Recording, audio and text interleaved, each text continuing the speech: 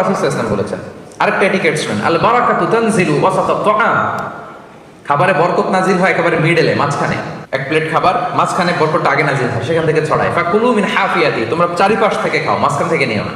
ওয়ালা তাকুলু মিন ওয়াসাতি, মাঝখান থেকে উঠাবো না। তাহলে লেটস সে বিরিয়ানি আনা হলো এক বোল, আপনি যখন ডিস্ট্রিবিউট করবেন বা খাবেন, আপনি এক পাশ থেকে শুরু করবেন, করতে করতে করতে করতে মাঝখানে যাবেন। অনেকে একবার মাঝখান থেকে দেওয়া শুরু করে, না, বরকত নামে ওই জায়গায়, ওইটাই যদি একজনকে দিয়ে দেন তো বাকিরা বরকত পাওয়া লাগবে না? হ্যাঁ, তাহলে বুঝে শুনে না? আচ্ছা, মাশাআল্লাহ, এই তো বুঝতেছেন। আরো কি বলেছেন রাসূল? সুন্নাহ অফ ইটিং, খাওয়ার সময় সুন্নাহ মানলে কি বরকত পাওয়া যায় একটু দেখেন। এক সাহাবী এসে বলে, ইয়া রাসূলুল্লাহ, ইন্না নাআকুলু ওয়ালা নাশবা, হে আল্লাহর রাসূল, আমরা খাই কিন্তু পেট ভরে না। এরকম অনেক সময় হয় না? হয়। কার কার হয় দেখি? খাইলেও পেট ভরে না, দেখি কার কার। সাহস করে দিয়ে একজন আত্মীয় হয়ে ফেলছে। ঠিক আছে, সৎ সাহসের জন্য ধন্যবাদ। হতে পারে যারা কাজ করে বেশি, চিন্তা করে বেশি, ক্ষুধা লাগে। নট নেসেসারি যে আপনার অনেক দৌড়াইতে হবে, এক্সারসাইজ করতে হবে না। আপনি ব্রেন স্টর্মিং করলে ক্ষুধা লাগবে। আমি নিজেও ফিল করি, যখন কোনো কিছু নিয়ে খুব ভাবি তখন ক্ষুধা লাগে, এটা হয়। তো সাহাবীরা কি চিন্তা করেন, কি সিম্পলিস্টিক লাইফ লিড করতো, মনে যা আসছে নবীরে বলে ফেলছে। এ রাসূলুল্লাহ, ইন্না নাআকুলু ওয়ালা নাশবা, রাসূল আমরা খাই কিন্তু পেট ভরে না। পেট ভরে না কেন? তো রাসূল সাল্লাল্লাহু আলাইহি ওয়াসাল্লাম দেখেন কি বলে। রাসূল সাল্লাল্লাহু আলাইহি ওয়াসাল্লাম বললেন, লাআল্লাকুম তাআকুলুনা মুতাফাররিকিন, মনে হয় তোমরা একা একা খাও, একসাথে খাও না। মনে হয় তুমি একা একা খাও, মেবি ইউ ইট অ্যালোন, একসাথে মনে হয় খাও না। ওই সাহাবী বলে, না, হ্যাঁ ইয়া রাসূলুল্লাহ, আমি আসলে একা একা খাই, অন্যদের সাথে বসে মিলেমিশে খাই না। তখন রাসূল সাল্লাল্লাহু আলাইহি ওয়াসাল্লাম খাবারের সুন্নাহ শিখিয়ে দিলেন, দ্য এটিকেটস অফ ইটিং। তিনি বললেন, ইজতামিউ আলা তাআমিকুম, না না না, একা একা খেও না, খাবার নিয়ে একসাথে সবাই বসবা।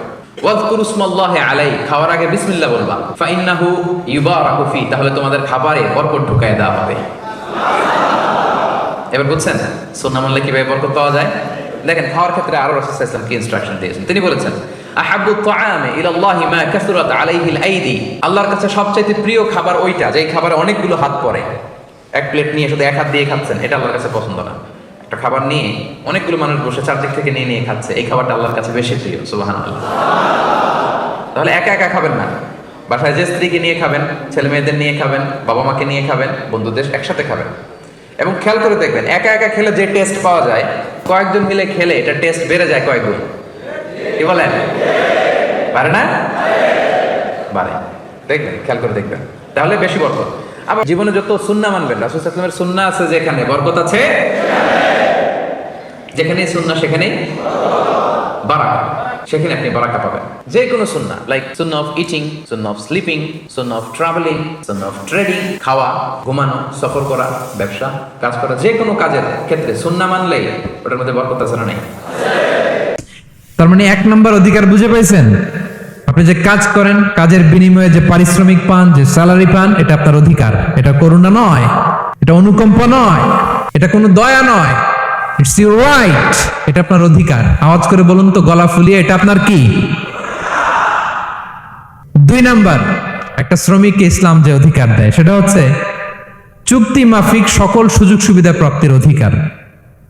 অর্থাৎ একজন এমপ্লয়ার যখন তার এমপ্লয়িকে নিয়োগ করে, একটা এমপ্লয়মেন্ট কন্ট্রাক্ট থাকে না? এমপ্লয়মেন্ট কন্ট্রাক্ট বুঝেন তো? একটা চুক্তিপত্র থাকে, এখানে ফিক্স করা থাকে ওয়ার্কিং আওয়ার্স, কয় ঘন্টা আপনি কাজ করবেন, আপনার জব স্পেসিফিকেশন, কি করবেন কি করবেন না, আপনার স্যালারির ব্যাপারে থাকে, কত স্যালারি দিবে, কখন দিবে, আবার আপনি ওভারটাইম করলে এক্সট্রা পে করবে, আপনি রেগুলার কাজ করলে ঘন্টায় পার আওয়ার 20 রিঙ্গিট, ওভারটাইম করলে 40 রিঙ্গিট। তারপর আপনি কখন ব্রেক নেবেন, একটা ব্রেক থাকে না, যে এই টাইমে একটা ব্রেক দিতে হবে, এগুলো মিউচুয়াল আন্ডারস্ট্যান্ডিং এ এমপ্লয়মেন্ট কন্ট্রাক্টে থাকে। আপনি হলিডে কখন করবেন, ছুটি থাকতে হবে। টানা 7 দিন কাজ করানো যাবে বলেন? না, আন্তর্জাতিক ভাবে এটা নিষিদ্ধ। টানা 7 দিন কোনো কাজ নাই, একদিন তার হলিডে থাকতে হবে, তার অ্যানুয়াল লিভ থাকতে হবে। Right to rest and leisure, বিশ্রামের একটা সময় লাগবে। এই যে 1 মে আন্তর্জাতিক শ্রমিক দিবস, এটা শুরু হয়েছে কিভাবে? ইউনাইটেড স্টেটস অফ আমেরিকার শিকাগোতে 1986 সালে এই কাজের বিরুদ্ধে তারা আন্দোলন করেছিল। টানা 7 দিন তাদেরকে দিয়ে গাদার মতো খাটুনি খাটাতো, দাসের মতো তাদের সাথে আচরণ করা হতো। তারা আন্দোলন শুরু করেছিল, 8 জনকে গুলি করে নিহত করা হয়েছিল। সেখান থেকে এই মে দিবস। কিন্তু বিষ্ণু ঈসা ইসলাম 1500 বছর আগে এই শ্রমিকদের অধিকারের ব্যাপারে সোচ্চার ছিলেন। আলহামদুলিল্লাহ বলেন। তাহলে right to rest and leisure, UDHR, universal declaration for human rights, এগুলো সব নির্ধারিত আছে।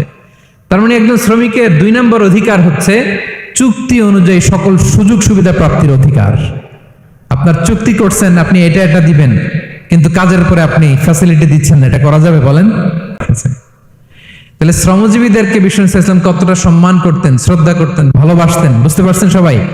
প্রিয় ভাইয়েরা, লেবার রাইটস ইন ইসলাম, ইসলামের শ্রমিকের অধিকার। শ্রমিকদেরকে ইসলাম কমপক্ষে 7টা অধিকার দিয়েছে। কয়টা? 1 নাম্বার, ইসলাম একজন শ্রমিককে প্রথম যে অধিকারটা দিয়েছে সেটা হচ্ছে কাজ শেষে, শ্রম শেষে তার পারিশ্রমিকের অধিকার, মজুরি পাওয়ার অধিকার, কাজ শেষে বেতন পাওয়ার অধিকার। কাজ করেছেন তো আপনি বেতন পাবেন, এটা আপনার অধিকার। বেতন বা পারিশ্রমিক এটা একটা কর্মজীবীর অধিকার। আপনার কোম্পানির মালিক যে আপনার বেতন দেয়, এটা কি দয়া করে? করুণা। তো এটা যদি করুণা হয়, সে যে আপনার কাজ করে দেয়, এটাও তো করুণা, এটা তো আর বড় করুণা। কি বলেন? আপনি যে স্যালারি পে করেন, এটা যদি করুণা হয়, সে যে পরিশ্রম করে, সে তো আর বড় করুণা করে আপনারে। তার কারণে তো আপনার কোম্পানি টিকে আছে, ঠিক কিনা বলেন? তাহলে এটা করুণা নয়, এটা শ্রমিকের অধিকার। এবং বিশ্বনবী সাল্লাল্লাহু আলাইহি ইসলামের সেই ঐতিহাসিক বাণী, তিনি বলেছেন, আতুল আজীরা আজরাহু ক্বাবলা আন ইয়াজিফা আরাকুহু, ঘাম শুকিয়ে যাওয়ার আগে শ্রমিককে তার পারিশ্রমিক বুঝিয়ে দাও। সুবহানাল্লাহ, বিশ্বনবীর ঐতিহাসিক বাণী। এখন জাতিসংঘ আমাদেরকে শিখায় যে শ্রমিকের মজুরি দিতে হবে, অন টাইমে দিতে হবে, স্যালারি দিতে হবে, এই করতে হবে, সেই করতে হবে। মানবাধিকারের কর্মীরা আমাদেরকে শিখায়। তারা শিখানোর 1500 বছর আগে বিশ্বনবী সাল্লাল্লাহু আলাইহি ইসলামের ঐতিহাসিক বাণী, তিনি বলেছেন, আতুল আজীরা আজরাহু ক্বাবলা আন ইয়াজিফা আরাকুহু, শ্রমিকের ঘাম শুকাবার আগে তার মজুরি পেমেন্ট করে দাও। সুবহানাল্লাহ ওয়া বিহামদিহি। ঘাম শুকিয়ে যাওয়ার আগে, মানে অন টাইম, দ্রুততম সময়ে শ্রমিককে তার মজুরি দিয়ে দাও, তার বেতন দিয়ে দাও। যারা শ্রমিককে তার পারিশ্রমিক অন টাইমে দেয় না, স্যালারি অন টাইমে পে করে না, টালবাহানা করে, গরিমসি করে, তাদের ব্যাপারে বিষ্ণু ইসলাম কি বলেন? বিষ্ণু বলেন, 3 শ্রেণীর ব্যক্তি, সালাসাতুন আনা খাসমুহুম ইয়াউমাল কিয়ামা, 3 শ্রেণীর ব্যক্তির বিরুদ্ধে আমি বিশ্বনবী কিয়ামতের দিন আল্লাহর কাঠগড়ায় মামলা দায়ের করব।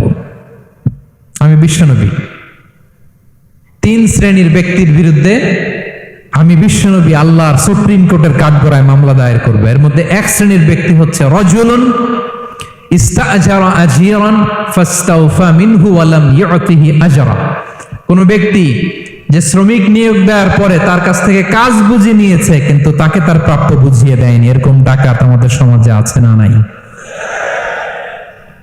কাজ ঠিকই বুঝে নিচ্ছে, কিন্তু তার প্রাপ্যটা বুঝিয়ে দেয়। বিশ্বনবী বললেন, তার বিরুদ্ধে আমি মামলা দায়ের করব। প্রিয় ভাইরা, বুঝে থাকলে উত্তর দেন। বিশ্বনবী যার বিরুদ্ধে মামলা দায়ের করবে, তার জান্নাত তো একেবারে ডাইরেক্ট, তাই না? হ্যাঁ, সুন্দর বলছে একজন, তার কোনো জামিন নাই, ঠিক কিনা বলেন? বিশ্বনবী যার বিরুদ্ধে মামলা দায়ের করেছে, তার জান্নাতে যাওয়া তো দূর কি বাত, সে জান্নাতের ঘ্রাণও তার নাকে ঢুকবে না। চিল্লায় বলেন ঠিক কিনা? স্টাফ, এজন্য যা মনে হচ্ছে তা আচরণ করবেন, দাসের মতো আচরণ করবেন। এটা করা যাবে? আওয়াজ করে বলেন, করা যাবে? বিষ্ণু ইসলাম ইন্তেকালের আগে পুরা উম্মাকে 2টা বিষয় ওসিয়ত করেছেন। আওয়াজ করে বলুন তো কয়টা? 1 নম্বর হচ্ছে নামাজ। 1 নম্বর কি?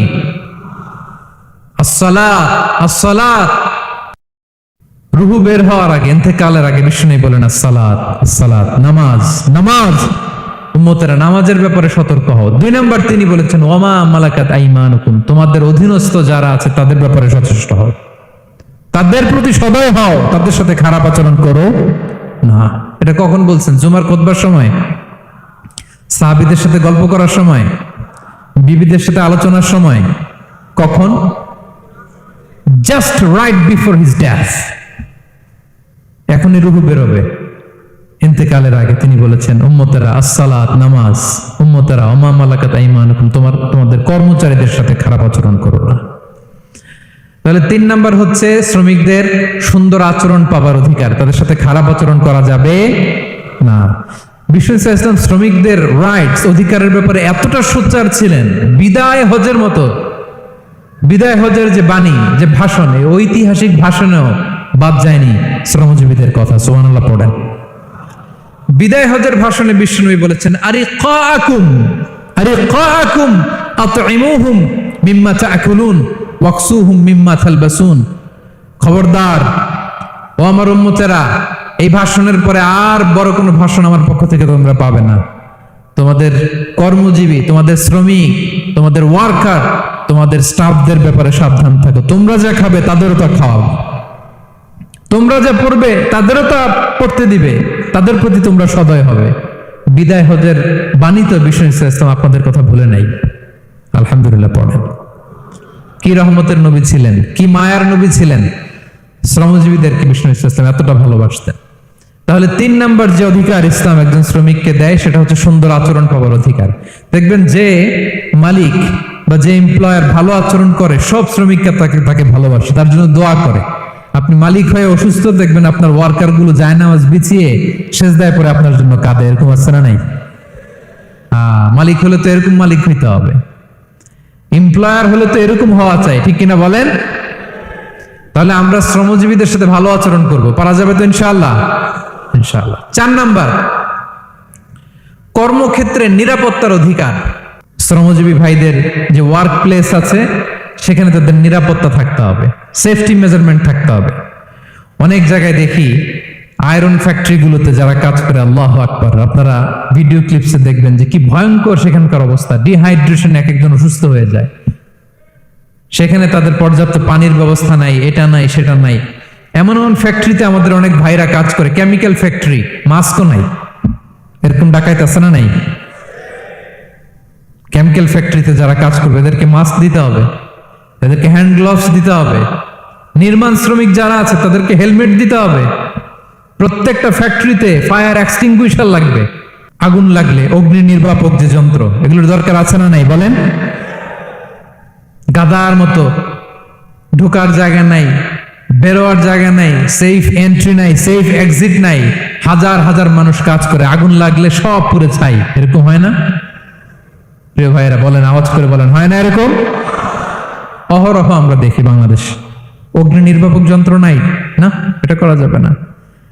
আগুন লাগলে কিভাবে আপনি আগুন নেভাবেন, কিভাবে তাদের সেফটি সিকিউরিটি এনশিওর করবেন, এগুলো সব আগে থেকে নির্ধারণ থাকতে হবে।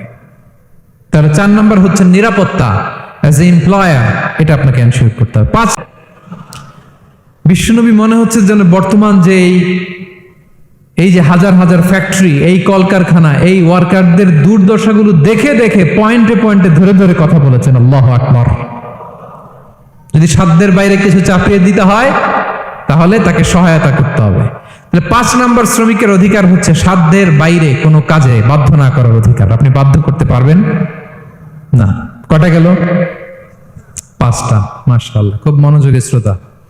6 নম্বরে, শ্রমিকের উপর আল্লাহ যা যা ফরজ করেছেন তা আদায়ের অধিকার দিতে হবে আপনাকে। সালাতের সময় হলে তাকে নামাজ পড়তে দিতে হবে। নন মুসলিম হলে এটা ভিন্ন ইস্যু। তখন আপনি চেষ্টা করবেন একটা মুসলিম কোম্পানিতে যাওয়ার, মুসলিম মালিকের আন্ডারে যাওয়ার, অথবা তাদেরকে সবাই মিলে অ্যাপ্লিকেশন করে বুঝাবেন যে সামান্য ফরজ নামাজটুকু পড়ার অনুমতি, পারমিশন আমরা চাই।